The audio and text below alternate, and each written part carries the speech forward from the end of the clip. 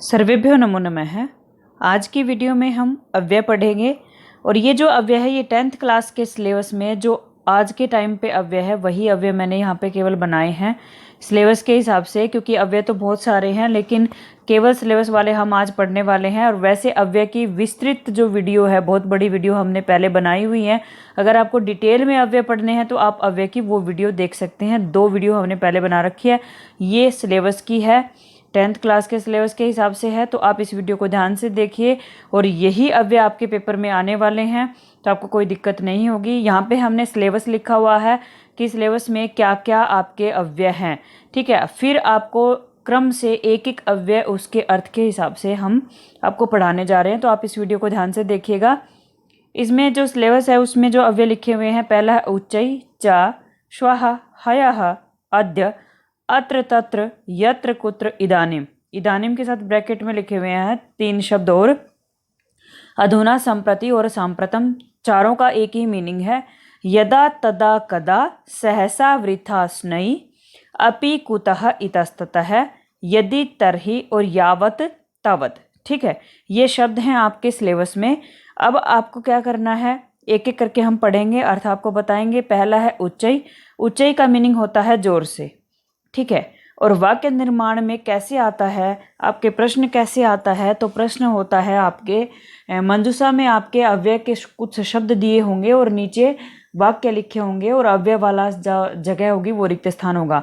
तो हमने जोर से, उच्चई शब्द है, इसके मीनिंग से हमने वाक्य बनाया। सिंह उच्चई गर्जति। शेर जो है वो ऊंचे से गर्जता है, मतलब जोर से गर्जता है, ठीक है, ऊंची आवाज निकालता है। इसका मीनिंग ये होगा एक तरह से। तो मेनली आपको इनका अर्थ पता होना चाहिए और अर्थ से आप क्या कर सकते हो, आप सही अव्यय का इस्तेमाल कर सकते हो, ठीक है। पेपर में आपको इसकी जगह पे रिक्त स्थान मिलेगा, ठीक है। आगे है च।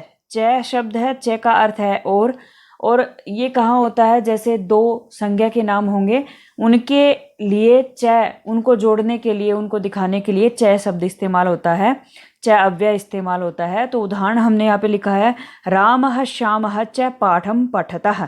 राम और श्याम, हिंदी में क्या होता है, राम और श्याम होता है, ठीक है, दोनों के बीच में और लगता है। लेकिन संस्कृत में क्या होता है, दोनों का नाम लिखेंगे उसके बाद च लगाएंगे और च का मीनिंग और ही होता है।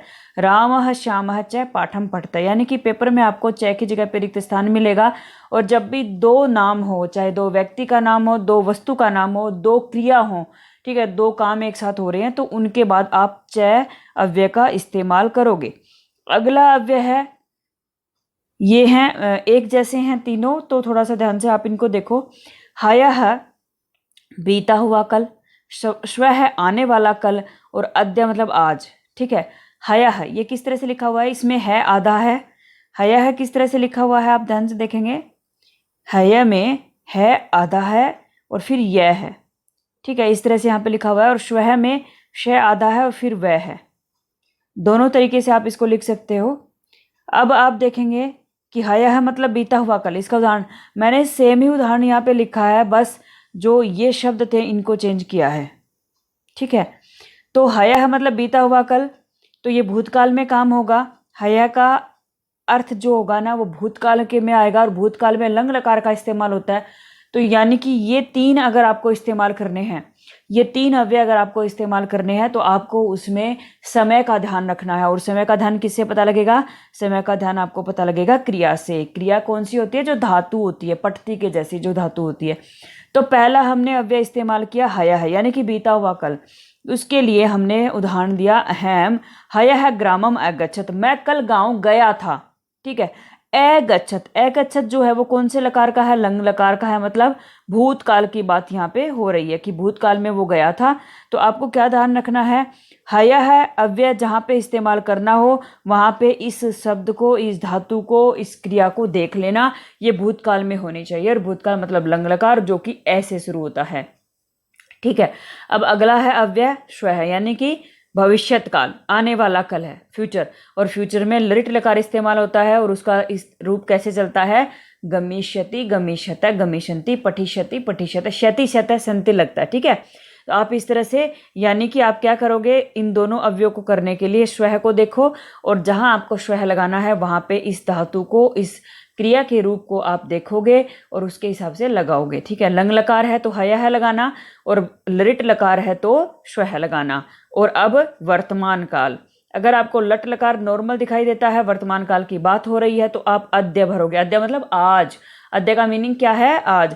अहम अद्य ग्रामम गच्छामि, मैं आज गांव जा रहा हूं या जाता हूं। ठीक है, तो तीनों लकार के हिसाब से हमने ये तीनों अव्यय एक साथ लिखे, एक जैसे उदाहरण दिए, और ताकि आपको अच्छे से समझ में आ जाए। आगे देखते हैं, ये जगह को बताते हैं ये वाले अव्यय। ठीक है, तो अब इसमें आपको क्या करना है? तत्र। तत्र का मीनिंग क्या होता है? वहां। तत्र का हिंदी में मीनिंग क्या होता है? वहां। सह तत्र गमिष्यति, वह वहां जाएगा। हमने यहाँ पे तत्र शब्द इस्तेमाल किया कि वह वहां जाएगा। अत्र मतलब यहां। अत्र का मीनिंग क्या होगा? यहां। ठीक है, अत्र का मीनिंग होगा यहां। आप लिख लोगे कॉपी में अच्छे से। सह अत्र आगमिष्यति, वो यहां आएगा, मतलब वहां के लिए तो जाएगा और यहां के लिए आएगा। ठीक है, क्योंकि यहां नजदीक को बताता है और वहां दूर को बताता है। अगला शब्द है कुत्र। कुत्र का मतलब क्या होता है? कहाँ। ये प्रश्नवाचक शब्द है। तो सॉरी, यहाँ पे वाक्य के एंड में प्रश्नवाचक चिन्ह नहीं लगा हुआ, मैंने लगा दिया है, आप इसको नोट करोगे। प्रश्नवाचक शब्द आपके सिलेबस में एक तो कुत्र है और एक कदा है। कदा का मीनिंग क्या होता है? कब। ठीक है, कुत्र तो बताता है जगह को और कदा बताता है समय को। तो जहां वाक्य के अंत में प्रश्नवाचक चिन्ह दिखाई दे, आप कुत्र या कदा शब्द जो हैं इनमें से एक रिक्त स्थान में भरोगे। वहां पे देखोगे कुत्र दे रखा है कि कदा दे रखा है, और अगर दोनों दे रखे हैं तो आप क्या देखोगे? आप ये देखोगे कि जगह की बात हो रही है कि समय की बात हो रही है। जगह की बात होगी तो आप कुत्र शब्द इस्तेमाल करोगे, और अगर समय की बात होगी तो आप कदा शब्द इस्तेमाल करोगे। सह कुत्र गमिष्यति, वह कहाँ जाएगा। ठीक है, अगला शब्द है यत्र। यत्र का मीनिंग क्या होता है? यत्र का मीनिंग होता है जहां। सह यत्र गमिष्यति, वह जहां जाएगा। ठीक है, तो इस तरह से ये वाक्य बन गए, ये जगह वाले थे। अब ये क्या है?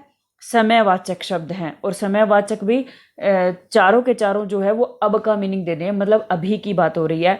इदानिम का मीनिंग क्या होता है? इदानिम का मीनिंग होता है अब। ठीक है, इदानिम का मीनिंग क्या होता है? अब। इन चारों का मीनिंग ही सेम है। अधुना का मीनिंग भी अब है, संप्रति का भी, सांप्रतम का भी। इसीलिए यहाँ पे सेम वाक्य लेकर के केवल बीच वाला शब्द चेंज किया है। इदानीम, अधुना, संप्रति और सांप्रतम। ठीक है, सबका मीनिंग एक ही है, हमने केवल ये शब्द चेंज किया। अहम इदानीम संस्कृतम पठामि, मैं अब संस्कृत पढ़ता हूँ। अहम अधुना संस्कृतम पठामि, मैं अब संस्कृत पढ़ता हूँ। अहम संप्रति संस्कृतम पठामि, मैं अब संस्कृत पढ़ता हूँ। अहम सांप्रतम संस्कृतम पठामि, मैं अब संस्कृत पढ़ता हूँ। सेम वाक्य मैंने जानबूझ के लिखा है ताकि आपको इसको समझने में आसानी रहे। अब आगे बढ़ते हैं। ये जो शब्द है ये समयवाचक शब्द है एक तरह से ये भी। तो पहला शब्द है यदा। यदा का अर्थ क्या होता है? जब। यदा का अर्थ क्या होता है? जब। तदा। तदा का अर्थ क्या होता है? तब। और कदा का अर्थ क्या होता है? कब। ये मैंने बताया था आपको। प्रश्नवाचक शब्द है कुत्र और कदा। कुत्र जगह के लिए और कदा समय के लिए। प्रश्नवाचक चिन्ह को देखना, और प्रश्नवाचक चिन्ह जहां दिखाई दे वहां कुत्र या कदा में से एक रिक्त स्थान में भरा जाएगा। जो मंजूषा में दिया हो वो वहां पे भर देना। ठीक है, तो आगे बढ़ते हैं। यदा। यदा अहम गमिष्यामि, जब मैं जाऊंगा। तदा। तदा मतलब तब। तदा सह आगमिष्यति, तब वह आएगा। एक जैसे बन रहे हैं कि नहीं बन रहे? कि जब मैं जाऊंगा तब वह आएगा। तो जब वो काम होगा तब दूसरा काम होगा। ठीक है, इस तरह से यदा और तदा समय को बताते हैं। फिर है कदा। कदा मतलब कब, कि ये काम कब होगा। स कदा आगमिष्यति, वह कब आएगा। ठीक है, तो इस तरह से ये होगा। फिर उसके बाद कुछ और अव्यय बचते हैं, वो देखते हैं। सहसा। सहसा का अर्थ क्या होता है? अचानक। अचानक से कोई काम होता है तो अचानक के लिए आप सहसा शब्द इस्तेमाल करोगे। तो इसके लिए वाक्य है सहसा निर्णयः न करणीय है। अचानक से कोई निर्णय नहीं करना चाहिए, फैसला नहीं करना चाहिए। अगला शब्द है वृथा। वृथा का अर्थ होता है बेकार, कि वृथा समय है न यापनीय है। बेकार में समय जो है वो खराब नहीं करना चाहिए, बिताना नहीं चाहिए, वृथा। फिर है स्नेही। स्नेही का अर्थ होता है धीरे। ये पेपर में काफ़ी बार आता है। एक तो स्नेही और एक उच्चई। उच्चई मतलब जोर से और स्नेही मतलब धीरे से, दोनों एक तरह से विलोम है। ठीक है, सह स्नेही। स्नेही चलती, वह धीरे धीरे चलता है। ठीक है, तो आप मतलब धीरे धीरे कोई काम होगा उसके लिए स्नेही शब्द इस्तेमाल होगा। तो इस तरह से हमने ये अव्यय जो थे वो हमने कर लिए हैं। और अगर ये वीडियो आपको पसंद आई तो लाइक शेयर और सब्सक्राइब कीजिए और इससे संबंधित जो भी सुझाव हैं वो आप हमारे कमेंट बॉक्स में लिख सकते हैं। धन्यवाद।